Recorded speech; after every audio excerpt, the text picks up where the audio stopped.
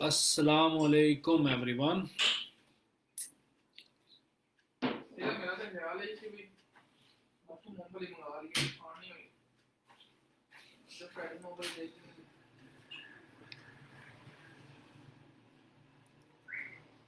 क्या हाल चाल है आप सब लोगों के? ठीक ठाक हैं?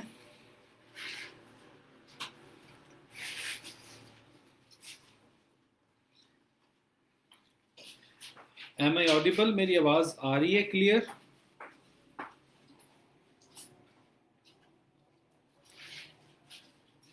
वालेकुम अस्सलाम। एक एक कमेंट करके बता दें if you guys can hear me loud loud and clear.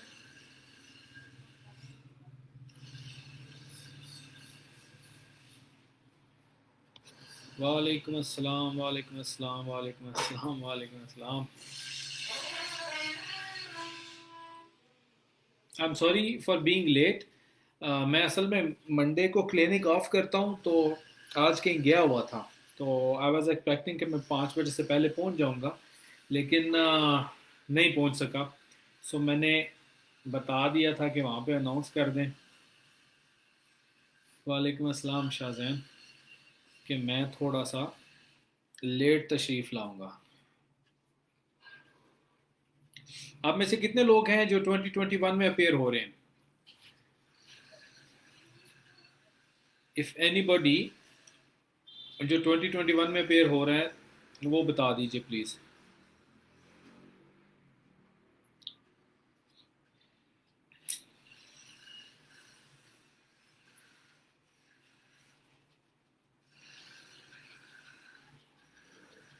ठीक हो गया, मेरी आवाज़ ठीक आ रही है। 2-3 मिनट वेट करते हैं। जिन जिन लोगों ने ज्वाइन करना है वो ज्वाइन कर लें, और फिर हम चलते हैं। Mean while I would request you all कि आप लोग अगर स्ट्रीम शेयर कर सकें अपनी वॉल पे या कोई C S S P M S से रिलेटेड ग्रुप्स में। अच्छा, टेसर ही है वहाँ में 2021 में बेर होने वाली। तो ऐसा नहीं आपको लगता कि मेरे लेक्चर सुनने से, मेरे आर्गुमेंट्स बताने से, या मैं जो भी चीज़ें आपको गाइड करूँगा उससे आप मिस गाइड हो सकते हैं?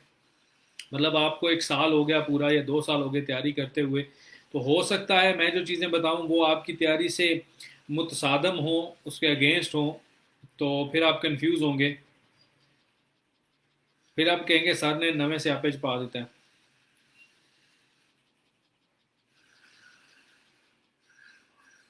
इन क्लास की नॉर्मल टाइमिंग 5 to 6 ही होगी, अनलेस एंड अनटिल मैं यहाँ पे अनाउंस करूँ।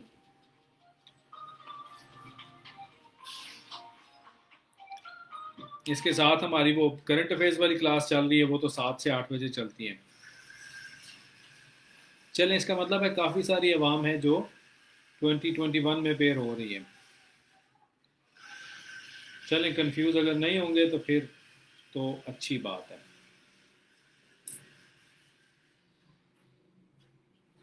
3 मिनट हो गए। I think we should begin now.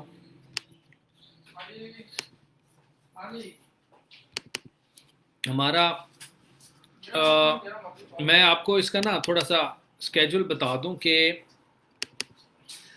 जेड़ा चंगा वही सलाह 5 हमारे ऐसे के लेक्चर्स होंगे और 5 ही हमारे प्रेसी के लेक्चर्स होंगे। जो ऐसे के लेक्चर्स होंगे स्टार्टिंग फ्रॉम टुडे, पहला लेक्चर है इसेंशियल्स ऑफ ऐसे के ऊपर। इसमें हम जर्नल ऐसे के कुछ डूज एंड डोंट्स डिस्कस करेंगे। दूसरा लेक्चर है ऐसे की आउटलाइन मेकिंग, टॉपिक सिलेक्शन और ब्रेन के ऊपर। तीसरा लेक्चर है हमारा इंट्रोडक्टरी पैराग्राफ के ऊपर और थीसिस स्टेटमेंट के ऊपर। चौथा लेक्चर हमारा होगा बॉडी ऑफ द ऐसे के ऊपर और आर्ग्यूमेंट्स प्रेजेंट करने के ऊपर। और आखिरी लेक्चर हमारा होगा कंक्लूजन ऑफ एन ऐसे के ऊपर। दूसरी साइड पे अगर हम जाएं प्रेसी वाली साइड पे, तो पहला लेक्चर प्रेसी पे होगा, दूसरा लेक्चर एनालॉजीज पे होगा, तीसरा लेक्चर कॉम्प्रिहेंशन पे, चौथा लेक्चर ट्रांसलेशन पे। Expansion of an idea PMS में तो आता है, सीएसएस में नहीं आता। एक लेक्चर वो भी रख लेंगे। टोटल हमारे 10 लेक्चर होंगे। तो अगर हम 3 लेक्चर्स पर वीक करें तो ये हमारा इंशाल्लाह विद इन 3 वीक्स ये सारी चीज़ कवर हो जाएगी, और हमारे लिए इंशाल्लाह, आप लोगों के लिए इंशाल्लाह आसान हो जाएगा। अब हम लोग मूव करते हैं, it will add to the cure. खूबसूरत एडियम कह लें या खूबसूरत बात कह लें, बात पसंद आई। मुनीर खान साहब थम्स अप। अच्छा, नए लोगों ने ज्वाइन किया है, चलें आप लोग दोबारा सुन लीजिएगा जिसका मिस हो गया। मैंने स्केड्यूल शेयर कर दिया है। डेली क्लास 5 से 6 बजे हुआ करेगी और एंड पे हम लोग क्वेश्चन आंसर सेशन रखेंगे, बीच में क्वेश्चंस नहीं होंगे। अच्छा, जिन जिन लोगों ने आप में से फेसबुक पेज सॉरी हमारा व्हाट्सएप ग्रुप ज्वाइन कर लिया हुआ है जो ऐसे के रिलेटेड है वो ठीक, जिन्होंने नहीं ज्वाइन किया इस लेक्चर के बाद इनबॉक्स में मैसेज कीजिएगा तो आपको उसमें आपको लिंक दे दिया जाएगा। वहाँ पे फिर मैं लेक्चर के बाद जो कंटेंट जो पॉइंट्स होते हैं ना वो वहाँ पे शेयर कर दिया करूँगा। Coming towards essentials of an essay के ऊपर, सबसे पहले the most important essential of an essay is understanding of the field. हमें एसेज की टाइप्स बताई जाती हैं, आर्गुमेंटेटिव होगा, फिलोसफिकल होगा, फलाना होगा, टमकाना होगा, लेकिन हमें यह नहीं बताया जाता कि जिस फील्ड ऑफ नॉलेज का टॉपिक आप चूज करेंगे उसकी अंडरस्टैंडिंग कितनी जरूरी होती है। आपका ऐसे 3 पैरामीटर्स के ऊपर इवेल्युएट हो रहा होता है। पहले पैरामीटर है आपकी जो टॉपिक सिलेक्शन है, वहीं से आपका पहली जजमेंट स्टार्ट हो गई, आपने किस फील्ड से टॉपिक चूज किया। दूसरी आपकी इंग्लिश प्रोफिशिएंसी, आप कितना अच्छे तरीके से उसको डील करते हो और कितना अच्छे तरीके से प्रेजेंट करते हो, उसमें ग्रामर, उसमें आपके सेंटेंस स्ट्रक्चर, ये सारी चीजें उसमें आ जाएंगी। और तीसरे नंबर पे आपका कंटेंट आता है कि आप कितने टू द पॉइंट, रेलिवेंट और अच्छे तरीके से उसको प्रेजेंट कर सकते हो। ये 3 चीजें आपकी मेजर मेरे पॉइंट ऑफ व्यू से जज हो रही होती हैं। अब इन 3 चीजों में से the first most thing and the first most important thing is the field जिसका आपने टॉपिक चूज किया। वो फील्ड ऑफ नॉलेज आपकी फिलॉसफी हो सकती है, फील्ड ऑफ नॉलेज रिलीजन हो सकता है, field of knowledge social sciences हो सकता है, फील्ड ऑफ नॉलेज हमारी जो जर्नल साइंसेज हैं वो हो सकता है, फील्ड ऑफ नॉलेज हमारी स्पोर्ट्स हो सकती है, कोई भी मेजर फील्ड ऑफ नॉलेज हो सकता है जिसका आपने टॉपिक चूज किया। फॉर एग्जाम्पल कोई भी आप सोशल इशू चूज करते हो, सोसाइटी से रिलेटेड कोई प्रॉब्लम चूज करते हो, उससे रिलेटेड कोई टॉपिक है, पॉवर्टी पे हो सकता है, आपका टॉपिक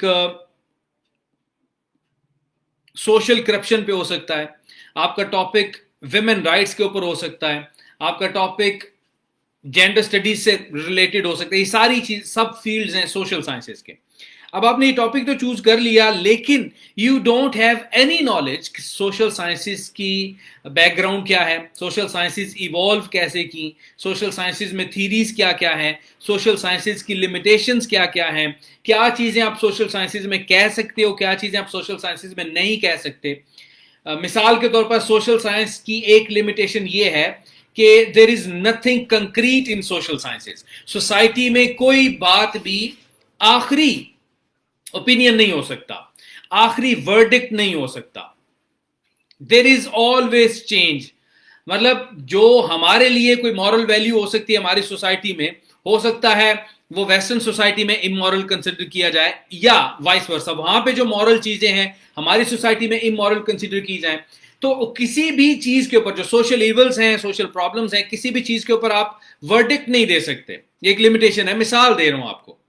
इसी तरह एक और लिमिटेशन है सोशल साइंसेस की कि आप कभी भी किसी सोशल इवल को सोसाइटी से इरेडिकेट नहीं कर सकते। इरेडिकेट करने से क्या मुराद होता है? मुकम्मल सफाया कर देना। मतलब आप कहें कि अगर हम इन अवामल पे अमल दरामद करें तो हम सोसाइटी से डाउरी, ये जहेज वाला जो मामला है, इसको इरेडिकेट कर देंगे। तो this very term is against the basic principles of social sciences.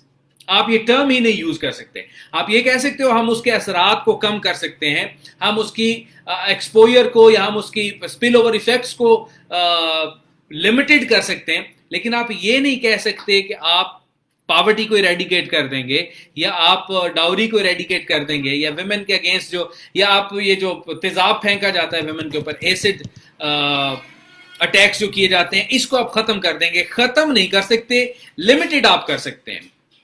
सो मेरा कहने का मतलब यह है कि सबसे पहले आपने अपने fields of interest, fields of expertise define करने हैं। आप ये फील्ड ऑफ रिलीजन, एक फील्ड आप ले सकते हो, रिलीजन से हर दफा एक टॉपिक आता ही आता है। वो इस्लाम से मोस्ट ऑफ द टाइम्स होता है, 99% चांसेस होते हैं। उसके अलावा जर्नल भी आ सकता है, लेकिन वो बहुत रेयर चांसेस हैं।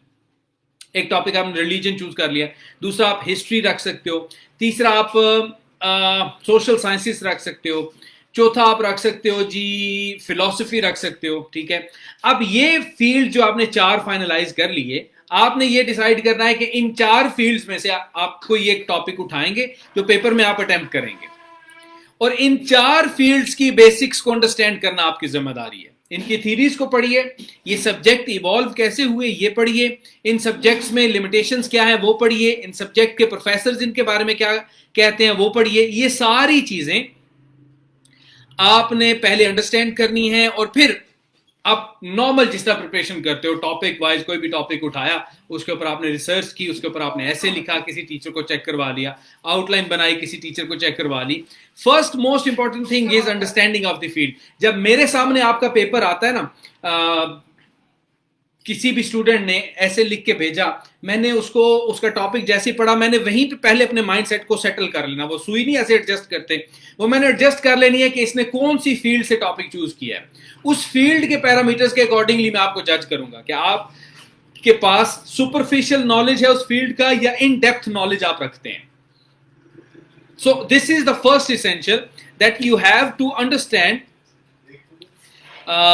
Basics of the field. ये पहली चीज है। थैंक यू इमरान भाई, जज़ाकल्लाह।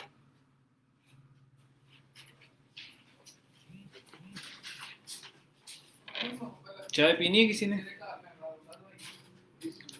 सफर करके आया तो मेरा दिल था थोड़ी सी चाय हो जाए। किसी ने पीनी है तो यहां से एक सिप लगा ले। नजर आ गई है ना? बस बढ़िया। अच्छा, फर्स्ट एसेंशियल मैंने आपको डिफाइन कर दिया, और 90% स्टूडेंट्स, 95% स्टूडेंट्स इस चीज के ऊपर फोकस ही नहीं करते कि जिस फील्ड से उन्होंने टॉपिक चूज किया है उस फील्ड को समझना कितना कुछ जरूरी है। अरसलान,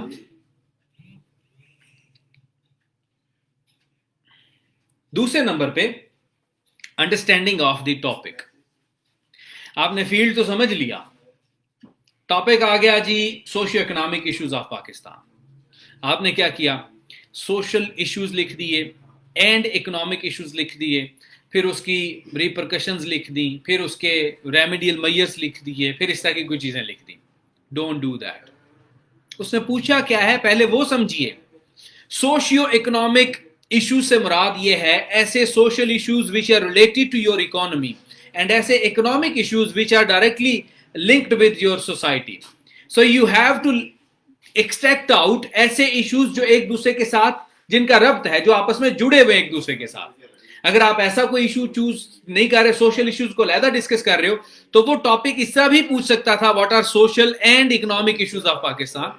उसने जब सोशियो इकोनॉमिक बोला तो you have to write about socio economic issues. इसी तरह मिसाल देता हूं, टॉपिक को अंडरस्टैंड करने की बात हो रही है। टॉपिक आ गया future of democracy in Pakistan. Abrar साहब डन हो गया, चाय पिलाऊंगा वहां पे। Future of democracy in Pakistan, ये टॉपिक आ गया। आप स्टूडेंट्स क्या करेंगे? What is democracy, democracy evolve कैसे हुई, पाकिस्तान में डेमोक्रेसी की हिस्ट्री क्या है, करंटली पाकिस्तान में डेमोक्रेसी में क्या चल रहा है, और एक पिलर लिख देंगे कि फ्यूचर डेमोक्रेसी का ब्राइट है या ब्लीक है, जो भी उसमें लिखना चाहें। तो भाई साहब, आपने बेसिकली 80% टॉपिक को अंडरस्टैंड ही नहीं किया, इररेलेवेंट्स में आप चले गए, और रेलिवेंट चीजों को आपने डिस्कस ही नहीं किया। उसने सिर्फ पूछा था पाकिस्तान में डेमोक्रेसी का फ्यूचर क्या है। तो आपने लिखना क्या था, करंट ट्रेजेक्टरीज की बेस पर, अभी जो आपको हालात नजर आ रहे हैं उसकी बेस पर आपने प्रिडिक्ट करना था कि ये चांसेस हो सकते हैं डेमोक्रेसी के लिए। टॉपिक की अंडरस्टैंडिंग इसलिए जरूरी है। हम लोग जैसे टॉपिक पढ़ते हैं, एक फॉर एग्जांपल आपने डेमोक्रेसी पे प्रिपरेशन की हुई है, डेमोक्रेसी के ऊपर आपने कोई टॉपिक तैयार किए हुए हैं, कुछ भी इस तरह की चीजें तैयार की हुई हैं, वहां पे the word democracy strikes your eyes, just एक लफ्ज आपने देखा, आपने कहा वाह जी वाह, मेरी तो मौज लगी, मेरा ये पेपर आ गया, मैंने डेमोक्रेसी प्रिपेयर की हुई है, मैं इसके ऊपर लिखूंगा। You didn't even bother to see कि वो डेमोक्रेसी के किस एस्पेक्ट पे बात कर रहा है। फिर हर टॉपिक में हमने पाकिस्तान को घुसेड़ना होता है, ये कंपलसरी नहीं है। अनलेस एंड अनटिल आपसे पेपर चेकर स्पेसिफिकली पाकिस्तान का पूछे ना, तब तक पाकिस्तान तो मत घुसेड़िए उसके अंदर।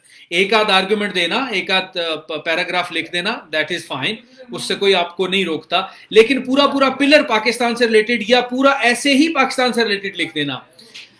एक टॉपिक मैंने स्टूडेंट्स को दिया, टॉपिक था ये हमारा सिंगल नेशनल करिकुलम के बारे में, और वो नेशनल इंटीग्रेशन अचीव कर सकता है या नहीं कर सकता, ये टॉपिक था।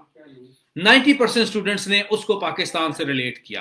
भाई जी मैंने तो पाकिस्तान का पूछा ही नहीं था, मैंने जर्नल एक आइडियोलॉजी दी थी कि क्या अगर हम सिंगल करिकुलम किसी भी स्टेट में इंट्रोड्यूस करवाएं तो वो नेशनल इंटीग्रेशन अचीव करने में हेल्प आउट हो सकता है या नहीं हो सकता। अगर हो सकता है तो बताइए कैसे हो सकता है, नहीं हो सकता तो उसके आर्गुमेंट्स दीजिए क्यों नहीं हो सकता। इसके ऊपर आपने ऐसे लिखना है। हाँ ये हो सकता है कि आपको ऐसे उसके बारे में आपका नॉलेज नहीं है, इंफॉर्मेशन नहीं है, तो फिर आप इधर उधर की यारियां मारते रहें। अगर पेपर चेकर को कोई बीच में से आपकी श्योरली पसंद आ गई तो शायद वो आपको पास कर दे, अदरवाइज आप रिस्क पे ही रहेंगे। So first thing you have to understand the field, कि किस फील्ड ऑफ नॉलेज से टॉपिक चूज किया गया और उस फील्ड ऑफ नॉलेज में मुझे क्या क्या रिस्ट्रिक्शंस हैं, मेरी लिमिटेशंस क्या है, मेरी बाउंड्री क्या है। दूसरे नंबर पे टॉपिक को प्रॉपरली कॉम्प्रिहेंड करके, अगले लेक्चर में हमने टॉपिक सिलेक्शन के ऊपर बात करनी है।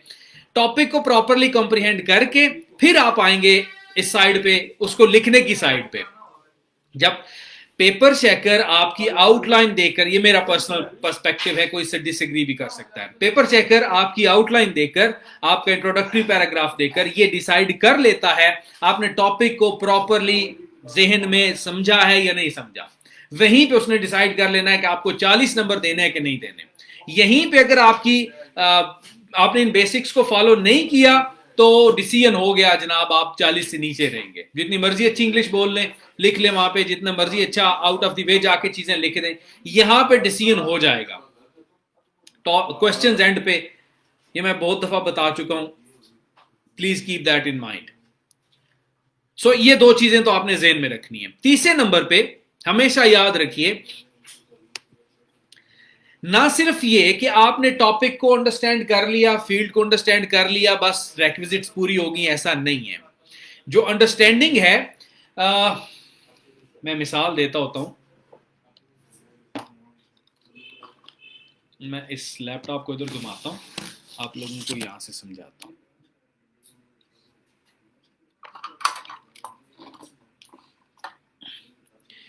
ये आपको नजर आ रहा है पेंसिल होल्डर, इसके ऊपर एक पेंसिल लगी हुई है, ठीक है।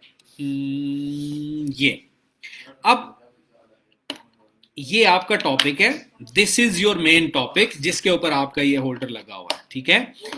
ये आपका ओवरऑल नॉलेज है, ये जो इसकी ये रस्सी है ये आपका ओवरऑल नॉलेज है। और पेपर में आपकी रस्सी ये फ्लेक्सिबल नहीं होगी, वो फिक्स्ड रस्सी आप समझ लीजिए, जिसकी इतनी ही लेंथ है, इससे ज्यादा वो एक्सपैंड नहीं हो सकती। ये आप हैं उस टॉपिक को लिख रहे हैं, आपने बेसिकली डिफाइन क्या किया कि यहां तक आपकी लिमिटेशन है, इतनी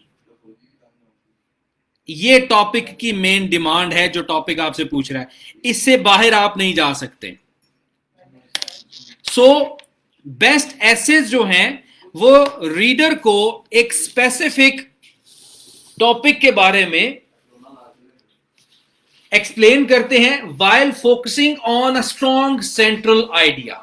एक सेंट्रल पिलर के साथ आप लिमिटेड होकर, इस तरह आप इस पिलर के इर्द गिर्द बस इतना ही घूम सकते हैं, या आपके हाथ की जितनी लेंथ है, you are not suppose to go out of the way, irrelevancies में जाने की आपको जरूरत नहीं है। जितने आर्गुमेंट्स डायरेक्टली उस टॉपिक को हिट कर रहे हैं और सिर्फ उस टॉपिक को एक्सप्लेन कर रहे हैं, जो भी आपका टॉपिक है, उतने आर्गुमेंट्स जस्ट आप पेपर में दीजिए। ये याद रखिए, 2500 3000 वर्ड्स की रेस में घुसने की कोशिश मत कीजिए। कोशिश ये कीजिए कि आप 2000 2200 2300 वर्ड्स भी अगर लिखते हैं, लेकिन वो होना क्वालिटी मटेरियल चाहिए और सेंट्रल आइडिया से रिलेटेड बातें होनी चाहिए। एक अच्छी किताब, एक फेमस किताब फेमस क्यों होती है? उसमें एक मिनट रुकिएगा अरसलान भाई, और खुदा दा वास्ता जी जान छड्डो मेरी।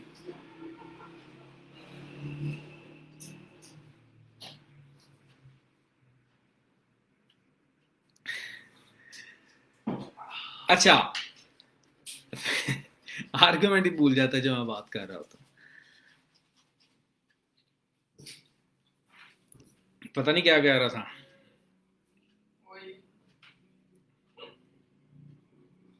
सेंट्रल आइडिया की बात हो रही थी, और गुड ऐसे focus is on strong central idea. हाँ, अच्छी किताब की मिसाल मैं दे रहा था। अच्छी किताब, जो फेमस किताबें होती हैं, पॉलो कोलियो की वो अल्केमिस्ट ले लीजिए, आप में से अक्सर लोग पढ़ते होंगे, आप लोगों ने पढ़ी होगी, या आप कोई भी किताब जो फेमस होती है, उनमें एक चीज उन सारी किताबों में आपको कॉमन नजर आएगी। क्या? उस किताब को जिस मर्जी पेज से खोल लीजिए, जहां से मर्जी पढ़ने की कोशिश कीजिए, आपको एक चीज नजर आएगी। जो मेन थीम था ना, जो मेन टाइटल था उस बुक का, उस किताब से रिलेटेड, उस मेन थीम से रिलेटेड, उसके 100वें पेज पे भी, 150वें पेज पे भी, 200वें पेज पे भी आपको वो टॉपिक मेन नजर आएगा। अगर केरन आर्मस्ट्रांग की किताब है हिस्ट्री ऑफ गॉड, अगर आप वो पढ़ रहे हो, हर जगह पे आपको रेलिवेंस गॉड की हिस्ट्री से ही नजर आएगी। वो कहीं पे भी प्रॉफिटहुड को डिस्कस नहीं कर रही, वो कहीं पे भी एंजल्स को डिस्कस नहीं कर रही, वो कहीं पे भी ह्यूमन नेचर को डिस्कस नहीं कर रही। इस तरह की चीजें, वो जो मेन थीम है टॉपिक का, उससे हमेशा रेलिवेंट रहेगी शुरू से लेकर एंड तक।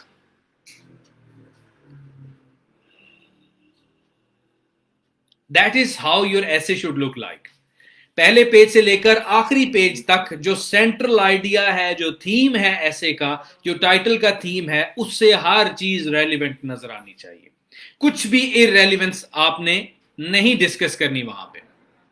फिर अक्सर स्टूडेंट्स एक ये काम करते हैं कि आउटलाइंस किसी जो फेमस होते हैं ना, फेमस एसेज की किताबें आजकल आई, अजीब शुरलियां इस कौम की। अच्छा जी, फेमस ऐसे की किताबें, भाई इज इट पॉसिबल कि किसी ऐसे को रट्टा लगाया जा सके? इज इट पॉसिबल कि किसी का राइटिंग स्टाइल कॉपी किया जा सके? इज इट पॉसिबल कि आप किसी के आइडियाज या किसी की क्रिटिकल एबिलिटीज कॉपी कर सको? इट इज नॉट पॉसिबल यार। आपका काम है फैक्ट्स एंड फिगर्स, डाटा, सारी चीजें इकट्ठी करना, एनालिसिस अपने दिमाग पे छोड़ना। जितने वेल रेड आप होगे, उतना ही अच्छा आप एनालिसिस प्रेजेंट कर सकोगे। किसी के ऐसे मत पढ़िए। अब अगर किसी ने बीच में क्वेश्चन पूछा, उस बंदे को या मैं ब्लॉक करूंगा या फिर मेरे मुंह से कोई गंदी सी बात निकल जाएगी। मुझे 6 महीने हो गए ये फ्री सेशंस देते हुए। हर सेशन में यही बात हो रही होती है, लेक्चर के दौरान क्वेश्चंस मत पूछा करें, एंड पे क्वेश्चन रखा करें। और वो क्वेश्चन भी ऐसे, how to write the body paragraph. शाबाश है भाई, बात किसी और चीज की हो रही है और आप बॉडी ऑफ द ऐसे पे चले जाओ। अजीब लोग हैं।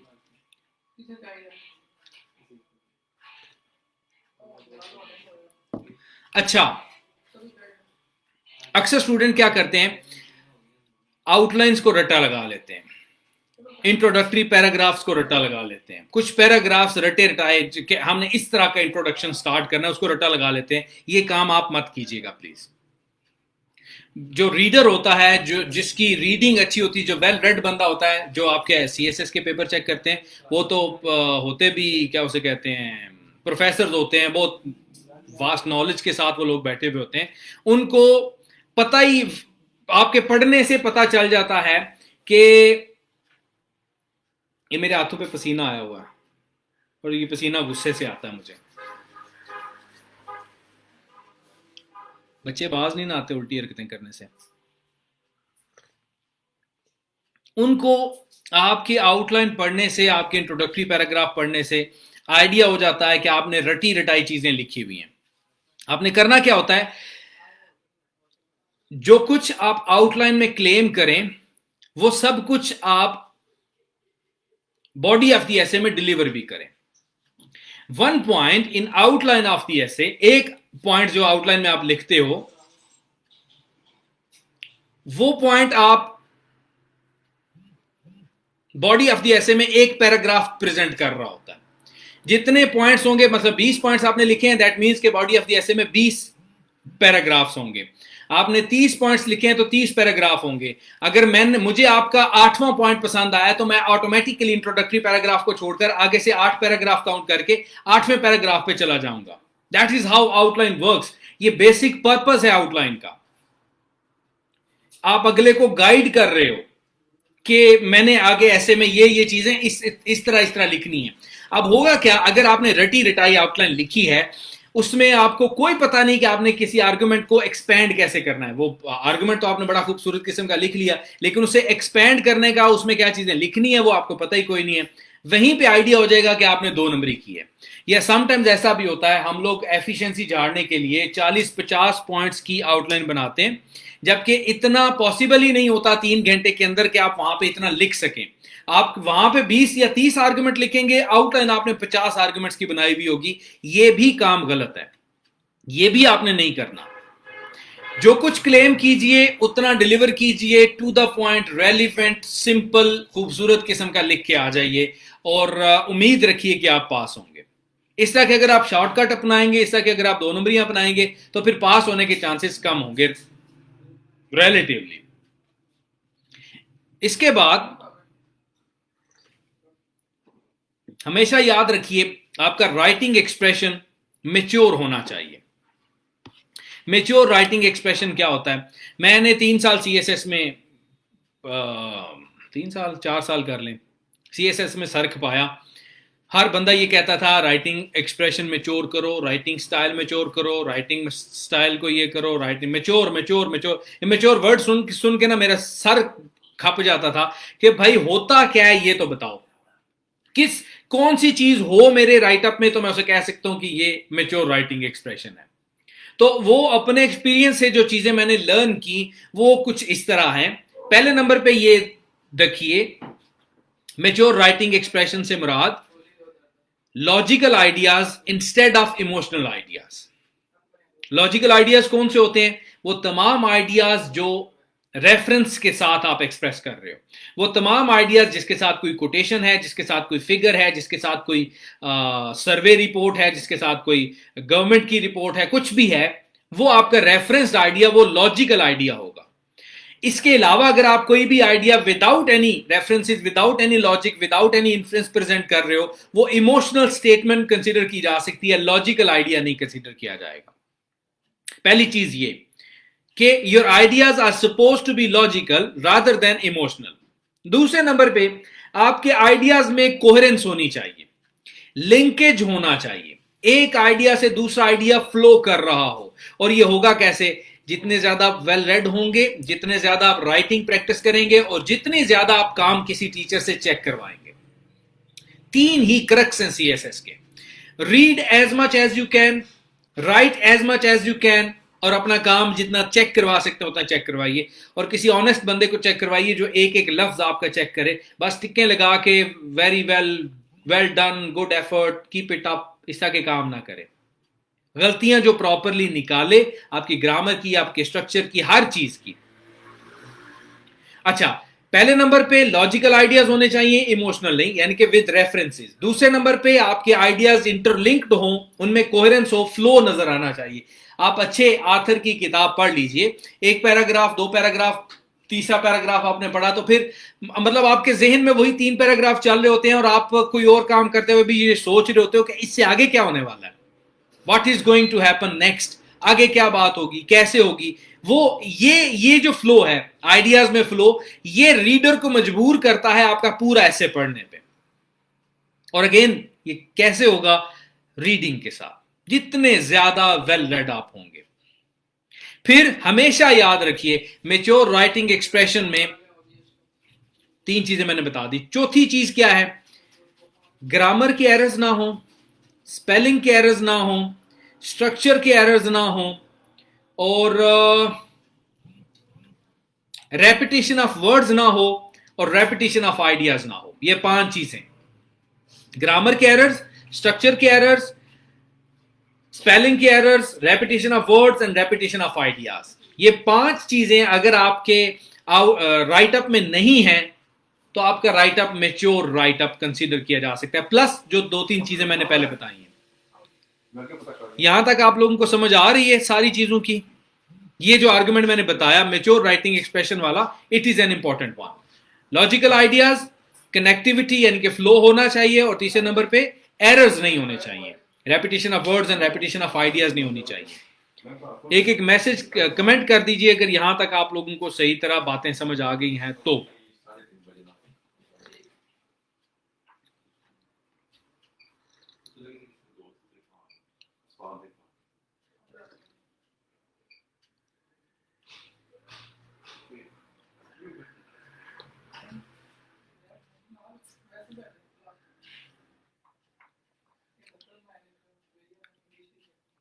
ठीक हो गया।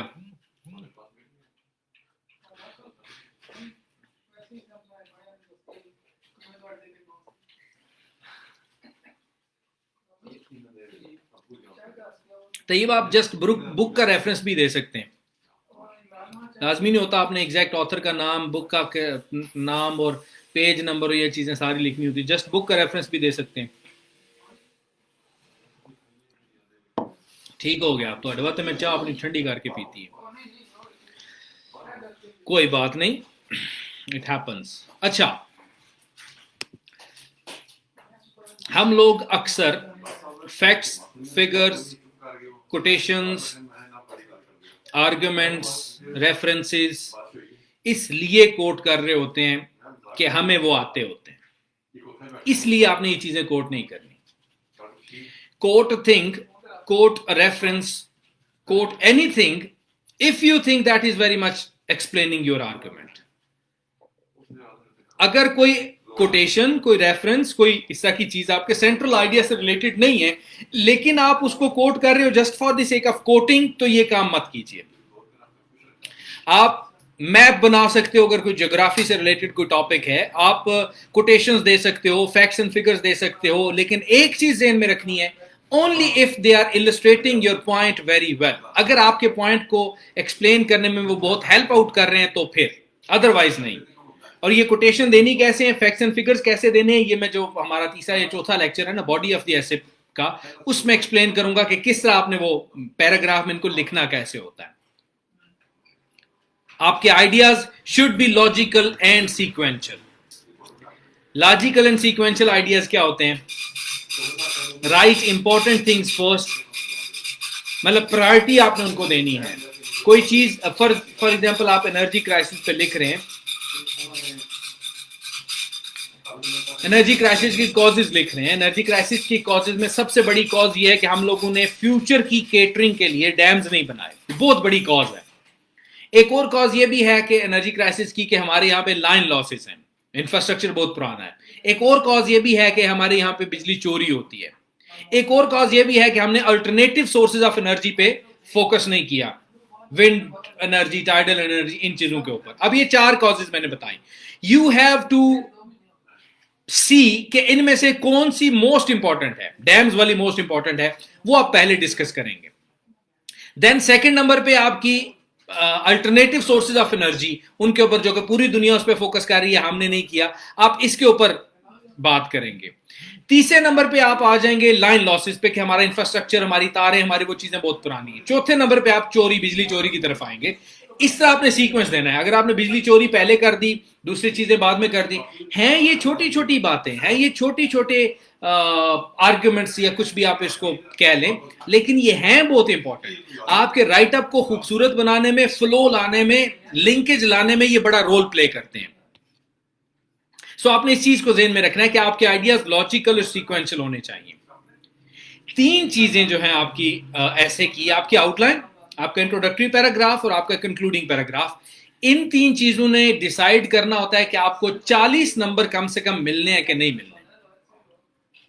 अगर ये अप टू द मार्क हैं, अगर इनमें रेलिवेंस है, अगर इसने इन 3 चीजों ने पेपर चेकर को, रीडर को इंप्रेस कर दिया है, तो आप 40 मार्क्स ले लेंगे। इन 3 चीजों में कमी रह गई तो 40 से पीछे ही रहेंगे आप। बाकी जो बॉडी ऑफ द ऐसे है वो डिफाइन करेगी 40 से ऊपर आप कितना जाएंगे। उसमें आपकी ग्रामर, उसमें स्ट्रक्चर, उसमें सारी चीजें आपकी आ जाती हैं। यानी कि 40 नंबर्स, यानी कि पास होना आपकी आउटलाइन, इंट्रोडक्शन और कंक्लूजन डिफाइन करेगा। सो इसके लिए सब बहुत ज्यादा फोकस है आपने जेन में रखना है। कोई ग्रामर की मिस्टेक्स ना हो, स्पेलिंग की मिस्टेक ना हो, स्ट्रक्चर में आ जाती है आपको कॉमा लगाना आता है, सेमी कॉलन कहां पे यूज करना है, हाइफन कहां पे यूज करना है, टेंसेस आपके कैसे हैं। ये जो बेसिक मिस्टेक्स हैं इन 3 में तो बिल्कुल ही नहीं होनी चाहिए। आगे जाके थोड़ी बहुत काबिले बर्दाश्त है, यहां पे नहीं होनी चाहिए। फिर हमेशा याद रखिए, you have to stay out of conspiracy theories. मेरी एक स्टूडेंट हैं, उन्होंने भेजा मुझे, एक टास्क भेजा, वो मैं इवेल्युएट कर रहा था। उसमें एक चीज मेंशन की गई थी, ज्यूइश एंड क्रिश्चियन मीडिया मुसलमानों के खिलाफ जो है ना वो इस्लामोफोबिया वाला जो सिनेरियो, वो ज्यूइश और क्रिश्चियन मीडिया को उसके ऊपर रिस्पॉन्सिबल ठहराया जा रहा था। Now this is a kind of conspiracy theory. Jews are not against Muslims, Christians are not against Muslims। हमारे साथ क्रिश्चियंस रह रहे हैं, उनकी हमारे साथ कोई ऐसी सामने नजर आने वाली कोई लड़ाई नहीं है, ऐसा कुछ भी नहीं है। हमारे पॉलिटिकल मोटिव्स, हमारी स्टेट की पॉलिटिक्स, हमारे वेस्टेड इंटरेस्ट, ये सारी चीजें मीडिया को मजबूर करती हैं। वो मीडिया कोई भी हो सकता है। उसमें हम ये कहते हैं जब टेररिज्म होता है, don't blame Islam for it, अगरचे वो मुसलमान ही कर रहे होते हैं। तो अगर एक मीडिया हाउसेस कर रहे हैं तो why do we blame Jews and Christians for it? We have to blame those governments, we have to blame those setups, we have to blame those vested interest, जो भी आप किसी चीज को भी लेबल कर ले। लेकिन रिलीजन्स को, इस तरह की कॉन्स्पिरेसीज को आपने यूज नहीं करना।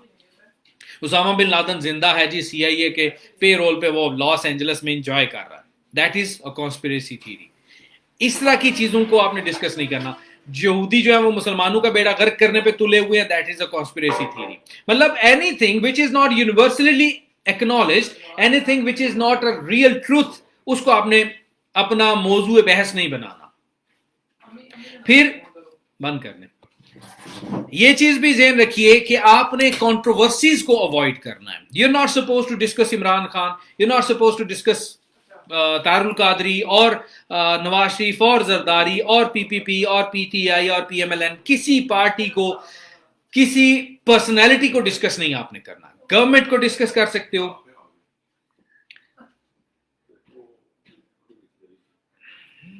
हरकतें वही शुरू हो गई है ना। फिर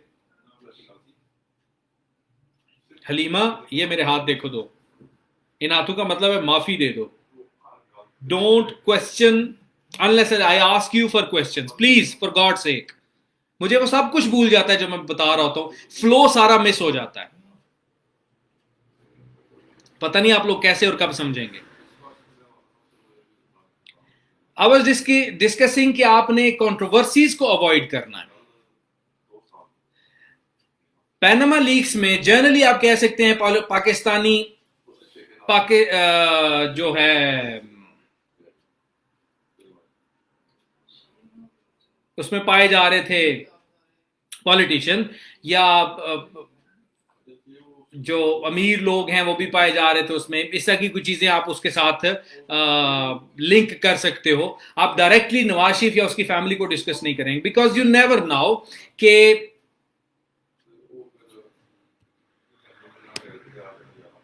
Roma Candy, you're going to be blocked. You're not supposed to attend this lecture anymore.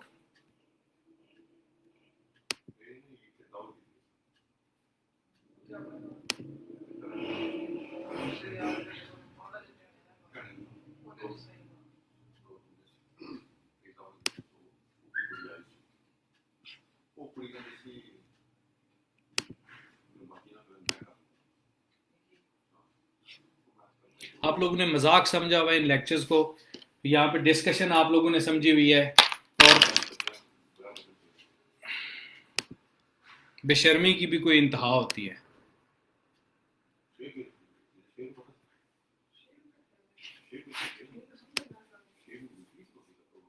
घटिया लोग।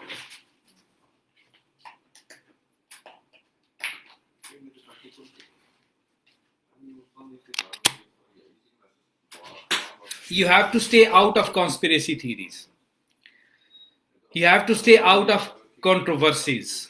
You're not supposed to discuss Jahangir Khan Tareen. You're not supposed to discuss politicians. You're not supposed to attack brigadiers or journals or any institutions. You're not supposed to attack state narrative. ये काम आपने नहीं करना है। इसके बाद जहन में रखिए, do not be excessively religious. बहुत ज्यादा आपको जरूरत नहीं है कि आप रिलीजन की बातों को डिस्कस करें, unless and until topic specifically asks you about religions perspective. अगर डेमोक्रेसी आप डिस्कस कर रहे हो तो आप डेमोक्रेसी की जो है ना, उसमें लाजमी नहीं आपने इस्लाम का वर्जन देना है, खिलाफत को लेके आना है। हाँ, एक पैराग्राफ, दो पैराग्राफ आप रिलीजन का पर्सपेक्टिव दे सकते हो। लेकिन अगर वो पूछे is Islam compatible with democracy या is democracy compatible with Islam, इन दोनों चीजों को आप फिर लिंक कर सकते हो। फिर you have to keep a balance between religious perspective and democratic perspective. आपने दोनों को फिर 50-50 लेकर चलना है। अदरवाइज आपने रिलीजन के को हर चीज में नहीं घुसाना। You are not suppose to use foul language. Foul language क्या होती है? ये जो चीजें आप फॉर्मली यूज करते हैं, किसी को स्टूपिड कह देना, किसी को बास्टर्ड कह देना, किसी को कुछ इस तरह का जर्नलिस्टिक स्टाइल ऑफ राइटिंग आपने नहीं अपनाना होता, जिसमें आप सेंसेशनलिज्म क्रिएट करते हो, जिसमें आप इमोशंस को स्टर अप करते हो। इस तरह का कोई काम आपने नहीं करना। That is, these were the essentials of an essay, basic requisites of an essay. I hope आप लोगों को समझ आ गई होगी। अब अगर आप लोगों के कोई जर्नल ऐसे से रिलेटेड कोई क्वेश्चन है तो आप मुझसे पूछ सकते हैं। और आई एम होपिंग कि हमारे नेक्स्ट लेक्चर में भी they will be as much informative as this one is. तो मैं ये भी होप कर रहा हूँ कि हमारे नेक्स्ट लेक्चर में भी इतने ही लोग होंगे और आप लोग इतने ही एंथुजियास्टिकली पार्टिसिपेट करेंगे और you will make this venture a success story इंशाल्लाह। मीनवाइल आप इसको अगर स्ट्रीम को शेयर कर सकते हैं तो प्लीज शेयर कर दीजिएगा। अभी आपके कोई क्वेश्चन है तो अब आप पूछ सकते हैं।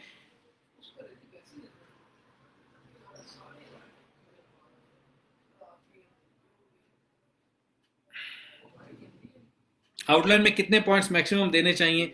असूली तौर पर तो ये क्वेश्चन आउटलाइन वाले टॉपिक में डिस्कस करना चाहिए, लेकिन आपने ये डिफाइन करना है कि आप 3 घंटे में कितना लिख सकते हैं। ये पर्सन टू पर्सन वेरी करता है। मैं एक वर्डिक्ट नहीं दे सकता, एक पॉइंट नहीं बता सकता कि वो कितने आपने देने होते हैं। करंट अफेयर का लेक्चर 7 बजे है जी। टी ठंडी हो गई थी, मजा नहीं आया। Overall it was fantastic. WhatsApp group में कैसे ऐड हो सकते हैं? मेरा नंबर है 0345999400। इसके ऊपर मुझे मैसेज कीजिए, मैं आपको व्हाट्सएप ग्रुप का लिंक भिजवा देता हूँ। 0345999400। हसीब साहब थैंक यू। अगर कॉन्स्पिरेसी थ्योरी डिस्कस करनी है तो रेफरेंस, कॉन्स्पिरेसी थ्योरी का कोई रेफरेंस नहीं होता जी, वो स्टिल कॉन्स्पिरेसी ही रहती है।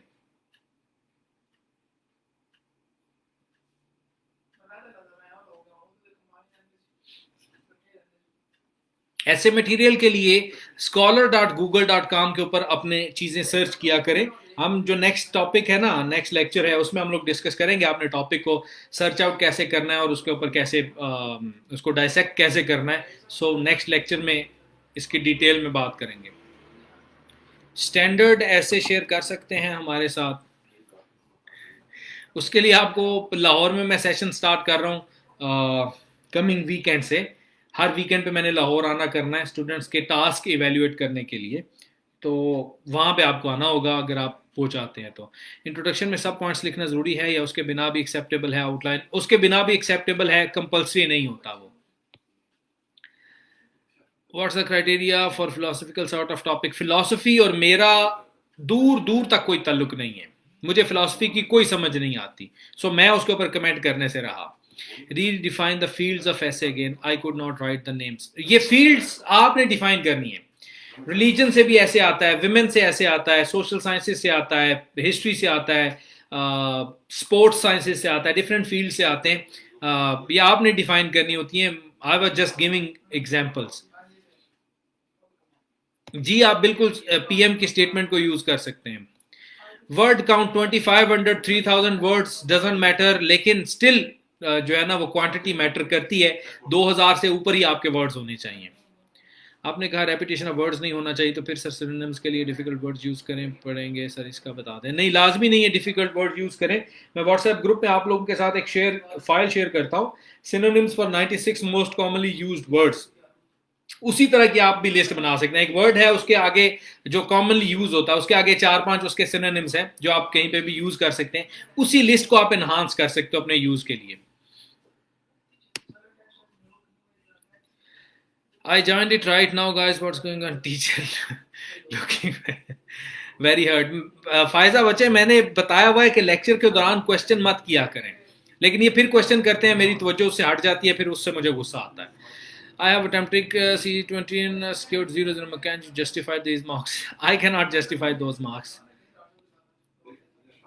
यही हो सकता है कि आपने टॉपिक को बिल्कुल ही अपोजिट स्टांस में ले लिया हो, जो वो टॉपिक की मेन अंडरस्टैंडिंग जो पेपर चेकर के माइंड में हो उसके बिल्कुल आपने उल्ट कर दिया हो। ऐसे चांसेस हो सकते हैं। Can we write one paragraph और टू और can we write one paragraph on 2 और 3 आउटलाइंस? नहीं, ऐसा नहीं होता। 1 point in outline is suppose to be 1 paragraph. ये बताएं ऐसे का मटेरियल कहां से कलेक्ट करें?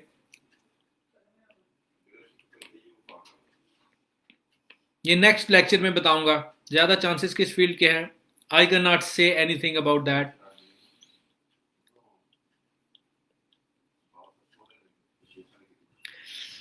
सना कह रही हैं जी, has democracy failed to deliver in Pakistan? से जिस ऐसे की आउटलाइन में जैसे वेटेज देंगे कौन से पॉइंट्स को, आपने ये डिसाइड करना है। पहले तो ये डिसाइड करना है कि ये फेल हुई है या नहीं हुई।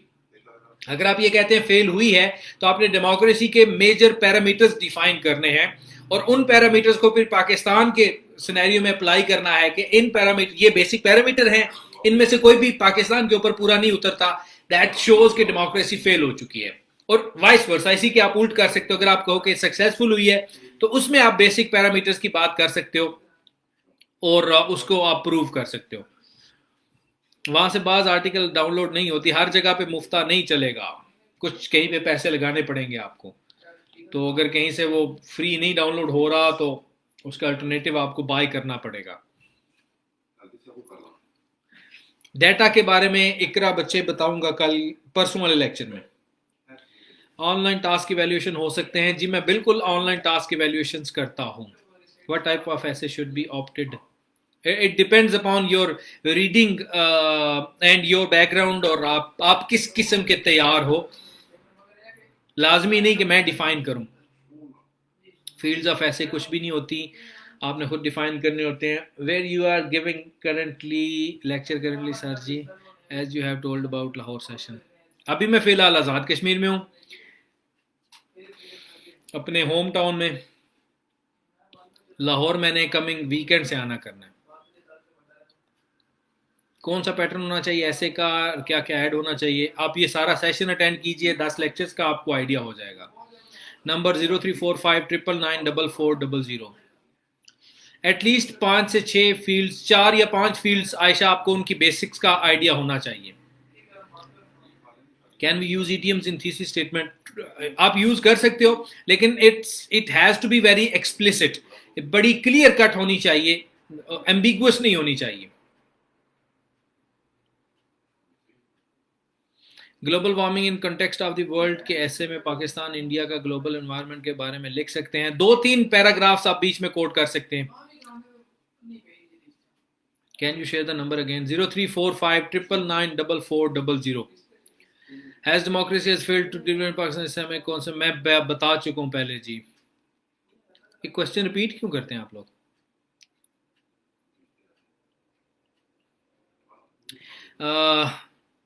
authentic source for articles तो डिफरेंट है। एक फॉरेन पॉलिसी है, फॉरेन अफेयर्स है, द इकोनॉमिस्ट है, फिंगटन पोस्ट है, अल्लाह आपका भला करे, द इंडिपेंडेंट है, अल जजीरा है, डेमोक्रेसी जर्नल है, ऐसा के डिफरेंट इंटरनेशनल मैगजीन्स हैं। और चूंकि ये पेड होते हैं, आप महीने में सिर्फ एक इनका आर्टिकल फ्री पढ़ सकते हो, तो उसका तरीकाकार ये है कि आप 10 आईडीज बना लें, अपने ईमेल आईडीज, और वो 10 के 10 से लॉगिन करके वहां पे पासवर्ड सेव कर दें, और फिर आपको ये होगा कि आप महीने में 10 आर्टिकल पर वेबसाइट पढ़ सकेंगे। How to avoid newspaper English as one has to go every day through paper and can't remember most of the academic words। लाजमी नहीं आपने लाजमी डेली अखबार पढ़नी है और हर चीज़ पढ़नी है। उसमें कोई इंपॉर्टेंट चीज़ आपको लगे तो पढ़ लीजिए, ना इंपॉर्टेंट लगे तो पूरी अखबार को बेशक ना पढ़ें। एक रिक्वेस्ट थी, अगर कोई भी एक दिन का न्यूज़पेपर लें एंड हेल्प कराएं कि कौन सा article from that one newspaper is best to keep. मैंने न्यूज़पेपर आजकल कोई नहीं लगाई हुई, तो मुझे न्यूज़पेपर फिर किसी दिन की लेनी पड़ेगी, तो फिर उसके बारे में कुछ करना पड़ेगा। चलो देखते हैं इसको भी। Process for online evaluation, Leena बच्चे मुझे व्हाट्सएप पे मैसेज कर दीजिए, मैं आपको बता देता हूँ।